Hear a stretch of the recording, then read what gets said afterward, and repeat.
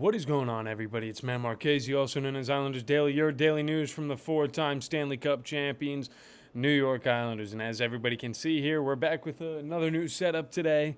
This one, we got New York Jets behind us. We're having to move around a lot lately. Haven't been able to stay in one location, but keeping y'all on your feet, seeing where the video is going to be recorded for the day. But here we are. We are downstairs for today's episode. And yeah, let's get right into it. And to start it off, we're just going to talk a little bit about a recap against the Calgary Flames. And bad. The Islanders once again lose to a team they should beat. They lose to another bad team.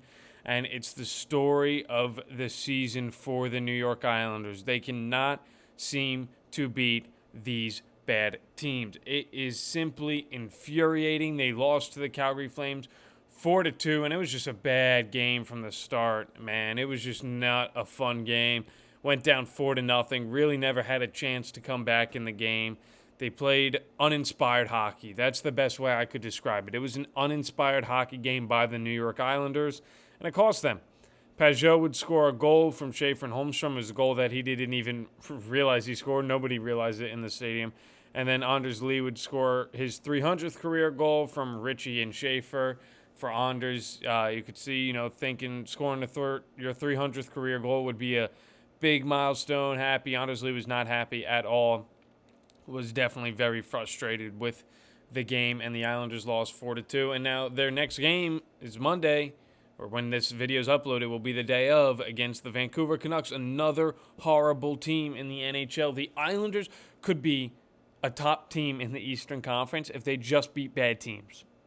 I shouldn't say that because they are towards the upper part of the Eastern Conference, but they could be the team in the Eastern Conference is what I should be saying if they could just beat teams with losing records. That's all. Just beat the teams with the losing records and you'd be sitting pretty right now, but you just can't do it. It's so annoying. It is so annoying, so frustrating, and the Islanders continue to lose because of that. They just continue to barely hold on in the postseason because they can't beat the bad teams. I don't know why. There is literally no rhyme or reason for the Islanders to be unable to beat these bad teams. It just makes no sense. It just makes no sense whatsoever. But hey, that's the way the cookie crumbles. The Islanders suck. To be fair, it was a match made, in hell in that previous game against the Flames, a matinee game against a bad team. There was no way you were winning that shit. The Islanders suck at day games, and they suck against bad teams. So that was a nightmare. Now, against the Canucks, it's going to be a 10 o'clock start here in the Eastern Coast. So late night one, we'll see how that goes. Fingers crossed it's a good one. Fingers crossed. But who knows with how these guys have been playing? Who knows? But yeah. So, and then talking about the Flames, Rasmus Andersson, who was somebody who I talked about maybe potentially the Islanders targeting for, that final defensive role. He wouldn't be playing on that defensive position, but he's someone who I thought could be intriguing in that defensive role there. Was traded to the he was traded from the Calgary Flames to the Vegas Golden Knights for Zach Whitecloud, Abram Weibe, a 2027 first, 2027 conditional second-round pick. And that's not really a great deal, I don't think. Zach Whitecloud is whatever. I've never heard of Abram Weibe. 2027 first is going to be late, and then a second in the same draft. For the Islanders, though, I do think it's smart not to make this deal. I don't want to give up a first-round pick, especially with how dangerous it is. So you're not going to get a guy like, Rasmus Andersson, somebody who can, when you're going to the playoffs, you're not going to trade for a guy like him. So, sorry, I'm totally messed up. When you are going to the playoffs, you'll make that trade. For the Islanders, it's still up in the air whether or not they really have a chance at the playoffs. So, I really would have liked Rasmus Andersson. I think he's a very good defenseman. I think he showcased that in the Islanders-Flames game, but it just wasn't ever going to happen, unfortunately. So Andersson goes to the Vegas Golden Knights. Good sign is we won't have to see him in the East Coast because he is a very good defenseman. Now, he is a free agent. I wonder if he'll go with an extension with Vegas. If not, I do wonder if the Islanders would target him in, free agency.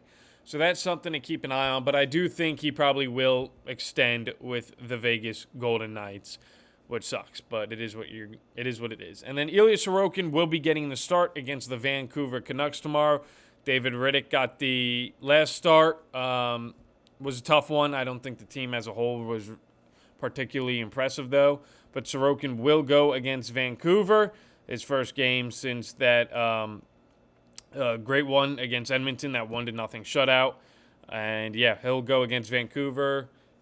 10 o'clock again. We'll have to see what goes on. And then speaking a little bit more about it is Bo Horvat is maybe projected to play on Saturday against the Buffalo Sabres. We will have to wait and see on if that is the case. If not, it could be the 26th against Philly maybe. We'll just have to wait and see on what happens there. And then Jonathan Drouin, Patrick Waugh, the beat asked him, can you talk about his offensive struggles? Patrick Waugh says, he isn't having offensive struggles. He almost scored one, but Dustin Wolf made the save in the game. And I think that really is just coach talk speaking because Drouin messed up on that play. I mean, he could have scored, but he kept drifting closer and closer to Dustin Wolf and took himself out of position to score a goal. And when you do that, it's not going to work. It's never going to work. So Jonathan Drouin continues to be a liability on the offensive end for the New York Islanders. He has just been doing cardio, it feels like, for the last few weeks. And, when was his last goal? Thanksgiving?